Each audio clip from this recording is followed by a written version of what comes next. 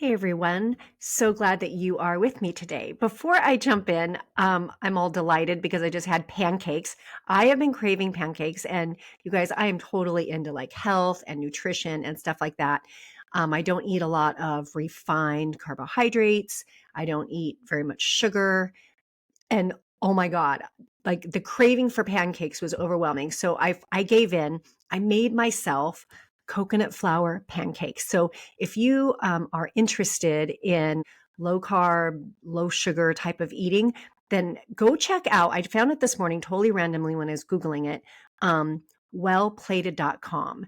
The pancake recipe only had 6 ingredients, and I had all of the ingredients in my pantry and in my refrigerator. The pancakes did not look super pretty, but they were very, very tasty. So go check it out if this is something that you're interested in.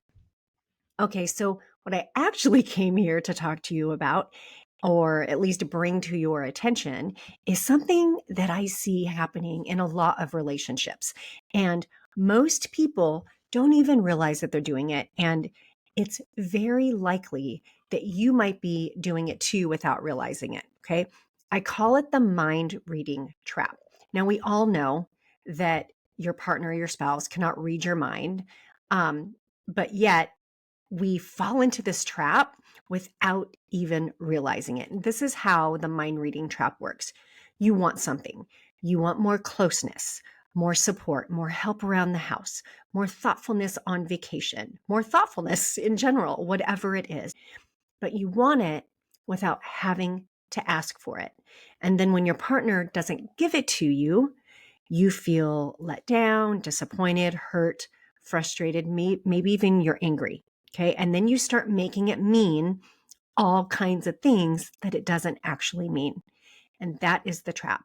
It feels crappy for you, and it can really cause a lot of problems down the road in your relationship. And like I said, most people don't even realize that they're doing this. And obviously, I knew I was going to be talking about this. So I've been reflecting on this a lot. And I really think that a lot of us have been taught to believe that if our partner really knew us and really loved us, that they would just know, right? They would just know what we need. They would just know what to do to make us feel special. They would just know when we're overwhelmed and could use some help, and they would just automatically jump in without us having to say anything.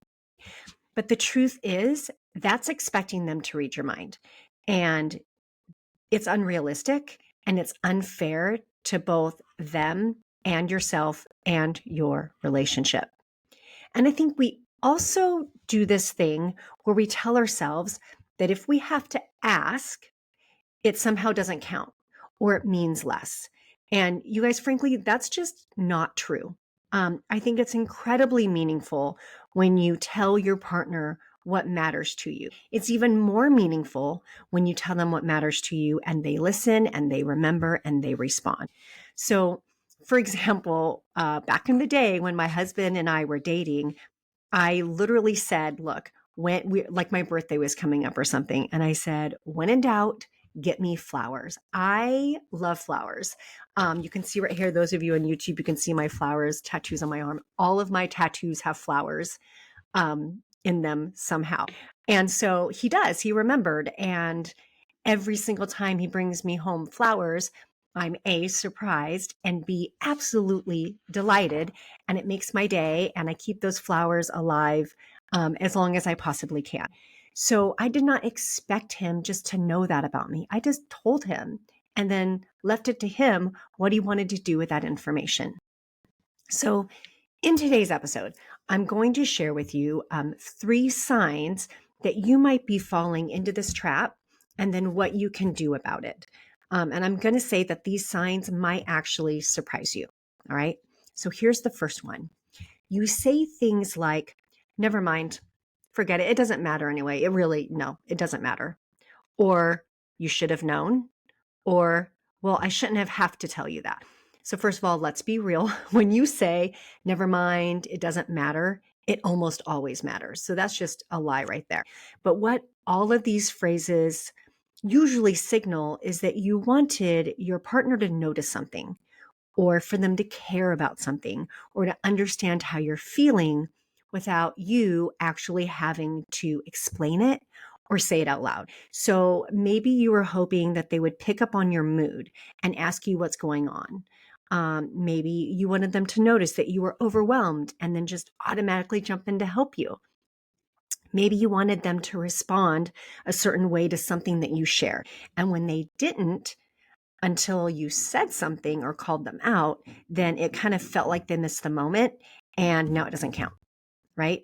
All of these are signs that you have indeed fallen into the mind reading trap. You have an unspoken expectation that is left unmet, and then you feel let down, disappointed, or whatever it is that you feel. Okay. Sign number 2 is you hold in how you're feeling, hoping that your partner will notice. Okay. Raise your hand if you have ever done this. I know I have. Okay. So you stay quiet, not because you're fine, but because you want to see if they're going to notice that something's off and you're testing them. I mean, ultimately, that is what you're doing. You are testing them. So you wait to see how long it's going to take for them to pick up on your mood. And then when they don't say anything, you're like, wow, shit, they didn't even notice. Okay. Or you keep something important to yourself, hoping that they're going to bring it up first. And then when they don't, you tell yourself, well, clearly they don't care. Clearly they're not paying attention. This actually came up in a session that I had with a couple, one of my favorite couples actually last night. And we were doing this like communication building activity exercise thing. And she shared that when she's upset, she often just keeps it to herself, but she secretly hopes that he notices and will ask her about it. And here's the thing, like he definitely notices. He like straight up told us, yeah, I know something's wrong, but I just don't know what to say. And I'm afraid if I say anything, that I'm going to make it worse. And so I just don't say anything at all. Okay. So what's happening here? She stays silent, waiting for him to say something. He stays silent, trying not to mess it up. So instead of that connection that she really wants, an acknowledgement that she really wants, there's just some unspoken tension. These kind of emotional tests come from a very human place. So please, if you are recognizing that you're doing this, I don't want you to feel bad. Okay. It's a very normal thing to do. It comes from a deep desire to feel seen, understood, and prioritized. All right. But here's the thing, most of the time, one of two things is happening. Either they notice it and they don't know what to do. They don't want to make it worse, just like, my client, or they don't notice it. Like they just miss the cues because maybe they had a bad day. Maybe they're stressed out. Maybe they're thinking about something else, or maybe they're just kind of checked out right now. So it doesn't mean that they don't love you or they don't care. It is not a reflection of how they feel about you. What I would actually say, it's a great reminder that you need to communicate to them what is going on. So sign number 3 is that you want your partner to respond to something that you've done or said in a certain way. And then you feel disappointed or let down when they don't, or maybe even upset or mad. And I actually think this is probably the sneakiest one. And I think it's the sneakiest one because the first two, you know what you're doing on some level. This one, I think it's harder for us to be aware about it. But hopefully now that we're talking about it, you will be more aware about it. But what happens is you finally open up about something that has been on your mind or something that's bothering you, or you share something very vulnerable, and you have this idea in your head, like this little script of how you want them to respond. Like there is definitely in your mind a right way and a wrong way to respond to whatever it is that you've just shared. And then when they don't respond the way you were hoping for, you get upset, right? So this feels kind of vague, so I wanted to give you a couple examples. So one example is you share something, you want, say, like reassurance, and they problem solve for you. So here's the example. You come home from a rough day at work and you sit down and you're like, dang, I'm really starting to wonder if I'm even good at my job. Like, I just cannot seem to keep up lately. I'm just really struggling. And what you want your partner to do is reassure you, babe, you're so amazing at what you do. I know it's really rough time, but I believe in you. You got this. Like that's what you want. But instead, they respond with something like, well, maybe you need to start setting better boundaries with your boss. Have you ever considered like time blocking your schedule? And it's well meaning, but you were not asking for solutions. You were hoping for reassurance, but you didn't tell them that. You just told them that you were struggling. Here's another example. You need some kind of comfort, and instead they get defensive. So you might say something like, felt kind of ignored, tonight at dinner when you were on your phone the whole time. And I don't know, it just doesn't really feel very good to me.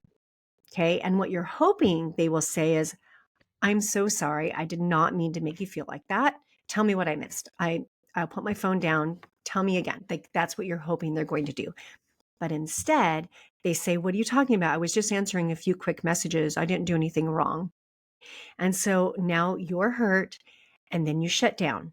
You were looking for emotional connection or reassurance, but their defensiveness just made you feel worse.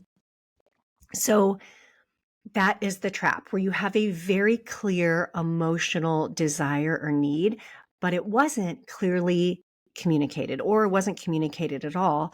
And you were hoping for a very specific kind of response, but you didn't tell your partner what kind of response you really wanted or were actually looking for, which can also, by the way, be a little bit of a test. And this is where so many couples get stuck.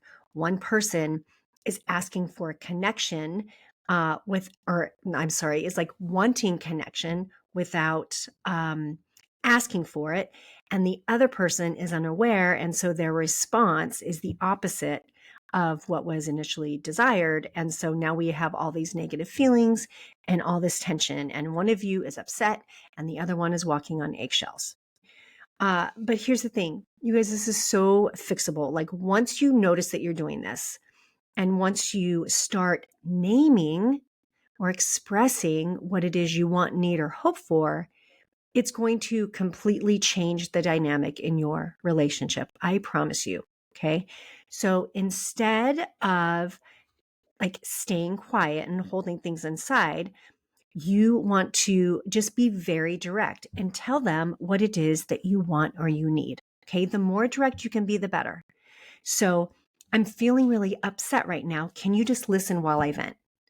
They don't have to guess. Like you've literally told them what you need. My birthday is coming up. I'd really like it if we could do something. Don't make them guess. I'm having a really shitty day. I could just use a hug. Could you give me a hug? I'm feeling like a failure at work right now. I could really use some encouragement. Okay. This is so much more meaningful and better for your relationship than keeping all of that stuff inside and then being disappointed when they don't respond or react the way that you want them to. Here's another suggestion. Normalize asking instead of testing. Okay. It is not weak. It is not unromantic to ask for what it is that you need. I actually think it's mature. It is a sign of maturity when you can do that. Hey, I'd really love a hug right now.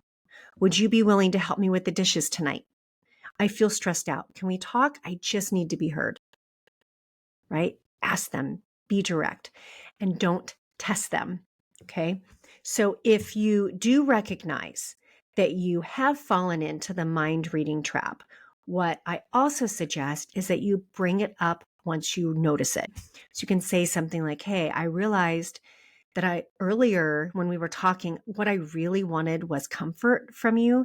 And I guess I kept that in my head. I didn't say it out loud. That's totally my bad.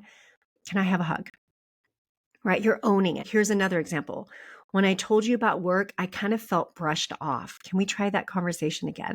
So you bring it to their attention that you recognize that you were expecting them to be a mind reader. And you're like asking for a do-over. Do-overs are fantastic in relationships because what they do is it helps builds trust and growth instead of disappointment, frustration, and resentment. So I have a challenge for you, you guys. What is one thing that you've been hoping that your partner would just like magically pick up on without actually like having to tell them? What is that one thing? Figure it out. And then go and have a quick conversation and let them in on what it is you want or you need or you're hoping for.